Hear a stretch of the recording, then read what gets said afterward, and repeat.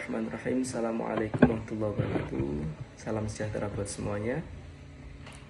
Di sini saya beserta teman-teman saya akan menjelaskan tentang stock out atau kehabisan stok yang di dalam dunia industri sering terjadi dan sering kita temui tentunya. Di penjelasan ini nantinya kita akan menjelaskan tentang definisinya, kemudian tentang 7 penyebab umumnya apa, kemudian bagaimana sih cara-cara menghindarinya, cara menanganinya seperti apa, serta yang terakhir nanti akan dijelaskan juga tentang formula dalam menghitung stock outnya. Seperti itu. Untuk selanjutnya mungkin bisa dilanjutkan oleh teman saya. Ya baik, apa itu stock out? Stock out juga dikenal sebagai peristiwa out of stock atau OOS, adalah apa yang terjadi ketika suatu bisnis kehabisan inventaris yang dapat dijual untuk suatu produk. Banyak situasi yang dapat menyebabkan kehabisan stok. Contoh umum, ketika bisnis gagal memperkirakan permintaan dengan benar, mempertahankan catatan inventaris yang akurat, atau mempersiapkan peningkatan penjualan yang tidak terduga. Kehabisan stok menyebabkan hilangnya penjualan dan pengalaman pelanggan yang buruk. Dengan mengurangi risiko kehabisan stok, bisnis Anda akan berada dalam posisi yang lebih baik untuk memanfaatkan potensi pendapatan dan meningkatkan tingkat kepuasan pelanggan. Mengapa kehabisan stok harus dihindari? Yaitu jika kehabisan stok terjadi, hal itu mempengaruhi banyak pemangku kepentingan dalam rantai pasokan. Pelanggan tidak mendapat produk yang mereka inginkan. Bisnis Anda kehilangan potensi pendapatan dan loyalitas merek, dan jika pemasok Anda bermasalah, mereka bisa kehilangan Anda sebagai pelanggan.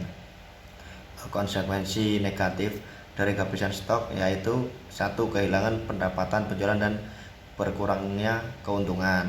Yang kedua, reputasi merek yang rusak. Ketiga, tingkat kepuasan pelanggan rendah. Keempat, terlalu banyak pesanan tertunda yang harus dipenuhi. Terakhir, peningkatan biaya operasional. Berikut yaitu 7 penyebab umum kehabisan stok. 1. Catatan inventaris tidak akurat. Yang kedua, perencanaan permintaan yang buruk. Ketiga, gangguan rantai pasokan. Yang keempat, kurangnya stok pengaman. Kelima, penyusutan persediaan karena pemasok yang tidak dapat diandalkan. Yang ketujuh, manajemen arus kas yang buruk. 1. Catatan inventaris tidak akurat. Bila tingkat persediaan yang tercatat tidak sesuai dengan yang tersedia di rak, Anda beresiko menjual produk secara berlebihan.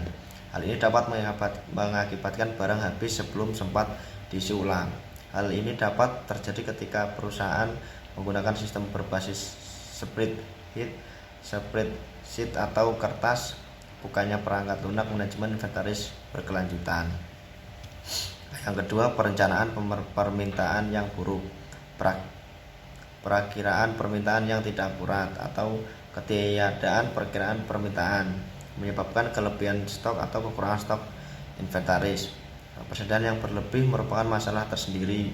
Persediaan yang dapat berlebih menghabiskan ruang yang berharga di gudang atau toko eceran dan meningkatkan biaya penyimpanan persediaan. Kekurangan stok dapat menjadi masalah yang lebih besar. Anda tidak hanya akan berhadapan dengan kehabisan stok, Anda juga akan menghadapi biaya pengiriman yang lebih tinggi dan kehilangan pendapatan yang menggerogoti margin keuntungan Anda. Yang ketiga yaitu gangguan rantai pasokan. Gangguan tak terduga dalam rantai pasokan merupakan salah satu penyebab paling umum terjadinya kehabisan stok. Hal itu dapat terjadi karena beberapa alasan, mulai dari produksi yang gagal selama proses pembuatan hingga pengiriman yang terlambat karena keadaan tak terduga seperti bencana alam atau masalah bea cukai. Jika pengisian ulang inventaris tertunda dan Anda tidak memiliki stok pengaman, Anda kemungkinan besar akan kehabisan stok sebelum inventaris baru tiba. Berikutnya, kurangnya stok pengaman. Bisnis menggunakan stok pengaman juga dikenal sebagai inventaris penyangga sebagai metode untuk mencegah dan mengurangi kehabisan stok. Apabila perusahaan Anda tidak memiliki stok surplus dan terjadi lonjakan permintaan yang tidak terduga atau keterlambatan pengiriman dan pemasok, Anda memiliki risiko yang jauh lebih tinggi untuk mengalami kehabisan stok. Yang kelima yaitu penyusutan persediaan. Penyusutan persediaan mengacu pada persediaan yang hilang karena kejadian seperti pencurian, kerusakan, penipuan pemasok, dan kesalahan penerimaan. Hal ini mencerminkan perbedaan antara tingkat persediaan yang tercatat dan jumlah stok aktual yang dapat dijual. Bila penyusutan tidak diketahui sebelum suatu barang terjual habis, hal itu menyebabkan kehabisan stok. Berikutnya pemasok yang tidak dapat diandalkan. Pemasok ini seringkali disalahkan atas kehabisan stok. Dalam beberapa kasus, waktu tunggu yang dijanjikan tidak sesuai dengan kenyataan. Di lain waktu, vendor gagal mengambil tindakan yang memadai untuk memastikan produk tidak rusak dalam perjalanan ke gudang. Bukan hal yang tidak biasa bagi pemasok untuk mengirim barang yang salah kepada pelanggan atau barang yang benar dalam jumlah yang salah karena kesalahan yang dibuat selama proses pengemasan. 7. Manajemen arus kas yang buruk. Salah satu tantangan paling umum yang dihadapi bisnis adalah memastikan Anda cukup modal yang tersedia untuk membayar biaya yang diperlukan, termasuk gaji staf dan pengisian kembali inventaris. Tanpa manajemen arus kas yang efektif, perusahaan kemungkinan tidak dapat mampu membeli stok saat dibutuhkan. Akibat persediaan menipis sebelum pendapatan yang cukup masuk ke perusahaan untuk memungkinkan pemesanan. Mungkin itu saja dari saya. Terima kasih. Selanjutnya ya, cara menghindari kehabisan stok. Bisnis apapun yang menjual barang fisik kemungkinan akan mengalami kehabisan stok di beberapa titik. Bahkan dengan strategi mitigasi yang tepat, akan tetap memerlukan peramalan untuk memprediksi dan merencanakan secara akurat setiap perubahan stok tak terduga dalam penawaran dan permintaan. Strateginya ada 9. Yang pertama, terapkan stok pengaman, yaitu stok pengaman mengacu pada persediaan ekstra yang dimiliki bisnis Anda jika terjadi fluktuasi pasokan dan permintaan. Stok pengaman berfungsi sebagai penyangga yang memungkinkan Anda untuk terus melakukan penjualan hingga stok pengganti tiba. Kemudian strategi yang kedua yaitu menjaga catatan inventaris tetap terkini. Kehabisan stok umumnya terjadi ketika catatan inventaris Anda tidak secara akurat mencerminkan apa yang tersedia di gudang atau toko. Nah, di sini ada beberapa teknik yang dapat Anda gunakan untuk meningkatkan akurasi inventaris, yaitu berinventarislah dalam perangkat lunak manajemen inventaris.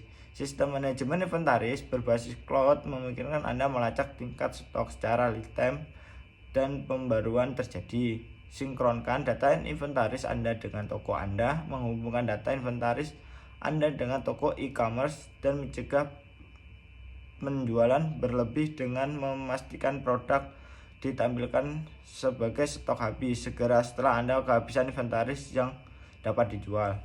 Lakukan inventaris secara berkala. Penyusutan data keusangan inventaris berarti bahwa data terkini pun tidak selalu cukup baik. Melakukan inventaris secara berkala akan membantu mencegah ketidaksesuaian yang disebabkan oleh kejadian ini. Teknik yang terakhir yaitu gunakan teknologi pelacakan inventaris, alat seperti kode batang dan tag RFID.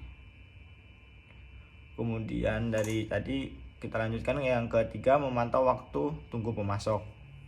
Dengan cara mengukur seberapa cepat pemasok memenuhi dan mengirimkan pesanan Anda. Bandingkan waktu tunggu rata-rata dengan ekspektasi yang dibahas selama negosiasi kontrak. Anda dapat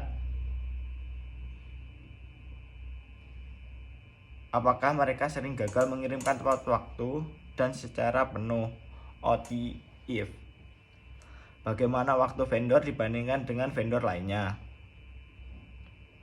Memantau waktu tunggu pemasok rata-rata dan tingkat OTIF akan membantu Anda meningkatkan akurasi perkiraan inventaris sekaligus menyediakan data yang dapat digunakan untuk menegosiasikan ulang kontrak pemasok atau membenarkan pergantian pemasok.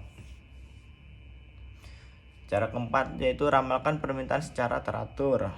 Peramalan permintaan bukan hanya soal akurasi, frekuensi juga penting. Saat merencanakan permintaan, pertimbangan semua bahan perkiraan yang biasa, data penjualan notaris, musiman produk, waktu tunggu pemasok, ketersediaan produk, tren pasar, dan perilaku konsumen. Penting juga untuk mempertimbangkan faktor lain seperti kampanye pemasaran yang sedang berlangsung atau yang direncanakan. Cara keempat yaitu meningkatkan komunikasi pemasok. Menemukan kiriman terlambat pada hari yang seharusnya bukanlah hal yang ideal. Tiba-tiba Anda harus berjuang mencari vendor yang pada menit-menit terakhir untuk menghindari penjualan yang terlewat atau mengetik lusinan email permintaan maaf kepada pelanggan yang berharap barang pesanan mereka yang tertunda akan dikirim hari ini. Ini terjadi ketika Anda tidak memiliki jalur komunikasi yang jelas dengan pemasok. Solusinya adalah berkomunikasi secara teratur dan membangun sistem untuk menerima pembaruan pesanan saat terjadi, baik itu kabar baik atau buruk. Cara yang keenam adalah mengalihdayakan manajemen dan pemenuhan inventaris dengan menyerahkan tugas-tugas ini kepada spesialis logistik pihak ketiga atau 3PL. Berarti Anda tidak perlu lagi khawatir tentang berapa banyak inventaris yang harus dipesan dan kapan memesannya. Bermitra dengan 3PL juga memberikan waktu luang untuk lebih fokus pada aktivitas pertumbuhan seperti pemasaran, penjualan, dan pengembangan produk. Kemudian cara ketujuh, sinkronkan tingkat inventaris dengan toko e-niaga Anda.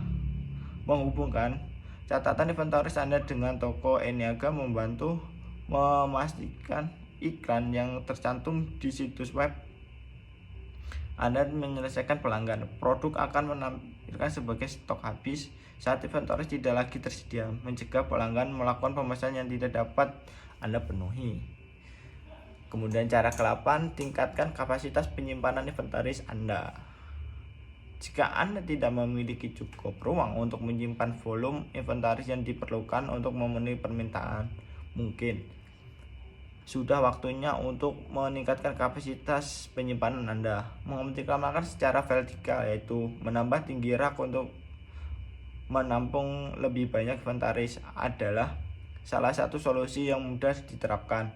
Dalam beberapa kasus yang mungkin perlu membuang stok yang tidak terkonsumsi akan mengosongkan ruang di gudang atau toko eceran Anda.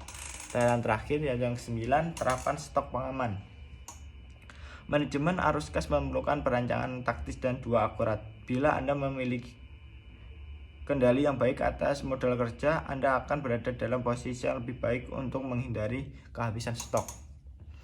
Beberapa cara mudah untuk meningkatkan arus kas dan bisnis Anda meliputi: terapkan strategi inventaris tepat waktu, negosiasi persyaratan pembayaran yang lebih cepat, naikkan harga Anda, otomasikan proses manual seperti pembuatan faktur dan entry data, kemudian audit pengeluaran Anda dan kurangi pengeluaran yang tidak perlu.